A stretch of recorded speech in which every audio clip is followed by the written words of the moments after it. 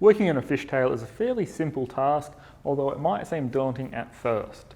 Now there are a lot of ways that you can do this, but the method that we have found to be the easiest and quite reliable is to utilize the same material that we used on our frame bracing and a bit of steam to bend the profile and glue it onto the bottom deck. Now the paper template that is included with your surfboard kit has a recommended tail profile. However, this is just a guide and you should feel free to be able to modify this to any shape that you desire. Now the first thing that we want to do is just mark out our tail on our bottom deck skin so that we can clearly see it.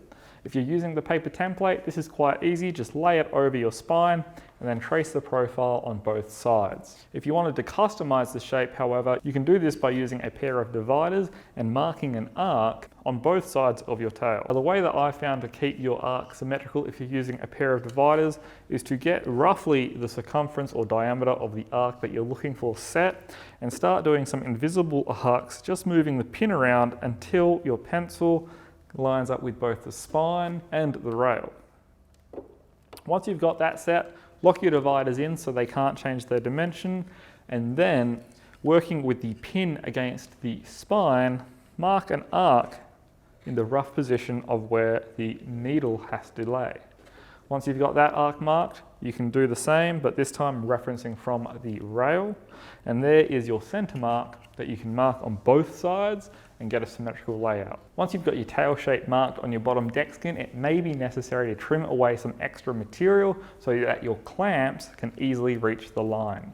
You don't want to cut to the line here, you just want to trim close to the line, maybe an inch away, so that your clamps can reach over to that line without any interference. Next, you just need to cut a few sections of that 12 by 6mm frame bracing material to roughly the desired length. You want it to be a little bit longer than needed here, so give it at least 50mm, and that way you have plenty of material to work with. Next, you'll want to wrap that piece of material in a wet rag and steam it for a good minute or two until it becomes pliable. You'll want to periodically wet that rag with more water so it doesn't dry out, and what we're doing here is softening the fibers so that they become quite rubbery and pliable so that we can bend them to any form. Once it's been fully steamed and you're confident that it is nice and pliable, you'll want to form it into the rough shape of that arc. Now you'll want to use a form tool to do this, and the simplest one would be something that is round. So either a paint can or a mixing bowl or something that's round.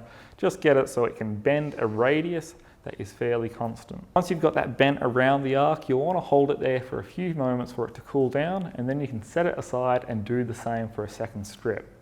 You'll want these two strips to be fairly symmetrical in its bend, but if it's not spot on, you can take out any of the variance using the clamps at the next stage. Remember, when you're bending timber, it's going to have a little bit of spring back, so you'll want the radius to be a little bit tighter than that's on the board. So it's a good idea to bend it a little bit further than you think, and then just let it open up as it cools. Next, you'll just need to fine tune the joint. So you'll remember we've left it long, so you'll want to lay it over the arc line, mark the length, and then cut it to the desired length. Then you can use a sharp knife or some sandpaper just to fine tune the ends and get them fitting nicely in the cavity that we have available. Once everything is fitting nicely, you can just apply some glue to all these edges that are going to make contact, clamp it in place and let it dry. So once that's had time to dry, what you'll be left with is a nice symmetrical fish tail which stands a little bit proud from the rails. This is what we're going to use to attach the rails onto, and once the rails are done, then we'll worry about trimming it up and matching it to the shape of the rails. So with that, you've successfully added in a fish tail, and the next step is going to be to attach the rails, which includes adding 2 additional layers to our fish tail.